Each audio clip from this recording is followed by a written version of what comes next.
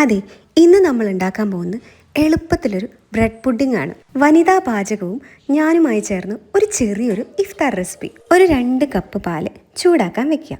ഇനി 2 spoon custard പൗഡറിലേക്ക് കുറച്ച് പാലൊഴിച്ച് കലക്കി അതങ്ങ് ചേർക്കുക. ഇനി നമുക്ക് വേണ്ടത് കുറച്ച് കണ്ടൻസ് മിൽക്കാണ്. അതും കൂടെ ചേർത്ത് കൈവിടാതെ ഇളക്കി യോജിപ്പിക്കുക. ഒരു 3-4 മിനിറ്റ്. ഇനിയിപ്പോൾ കണ്ടൻസ് മിൽക്ക് ഇല്ലെങ്കിലും സാരില്ല, മധുരത്തിന് ആവശ്യമായിട്ടുള്ള പഞ്ചസാരയും ഒരു 3-4 തുള്ളി വാനില എസൻസ് മാത്രം ചേർത്താൽ മതി.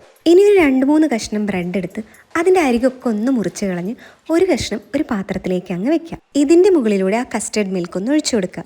വീണ്ടും ഒരു കഷ്ണം ബ്രെഡ് വെച്ച് വീണ്ടും പാലൊഴിച്ചു കൊടുക്കുക. അത് മുഴുവൻ ആ പാത്രത്തിലേക്ക് ഒഴിക്കുക. എന്നിട്ട് കുറച്ച് ഫ്രഷ് ക്രീമിൽ കുറച്ച് കണ്ടൻസ് മിൽക്കും കൂടെ മിക്സ് ചെയ്ത് അതിൻ്റെ മുകളിലേക്ക് അങ്ങ് ഒഴിച്ചു കൊടുക്കുക. ഇനി നമ്മുടെ പുഡിങ് ഒന്ന് ചന്തത്തിൽ അലങ്കരിക്കാനായിട്ട് ബദാമോ പിസ്തയോ കശുവണ്ടിപ്പരിപ്പോ അരിഞ്ഞത് അതിൻ്റെ മുകളിൽ ഇങ്ങനെ വിതറിക്കൊടുക്കുക. എന്നിട്ട് ഫ്രിഡ്ജിലൊരു 2 മണിക്കൂറെങ്കിലും തണുപ്പിക്കാൻ വെക്കുക. ഇനി ഫ്രിഡ്ജിൽ നിന്ന് പുറത്തെടുത്ത് ഒരു സ്പൂൺ കൊണ്ടൊന്ന് കഴിച്ചു നോക്കൂന്നേ. അപ്പോൾ അറിയാം നമ്മളുണ്ടാക്കിയ ബ്രെഡ് കസ്റ്റേർഡ് പുഡിങ്ങിൻ്റെ യഥാർത്ഥ രുചി. ഇതിപ്പോൾ നിങ്ങൾ ഒരു തവണ ഉണ്ടാക്കി നോക്കിയെന്ന് വിചാരിക്കുക, നിങ്ങൾ വീണ്ടും ഉണ്ടാക്കി നോക്കും. അതാണ് അതിൻ്റെ ഒരു ഇത്.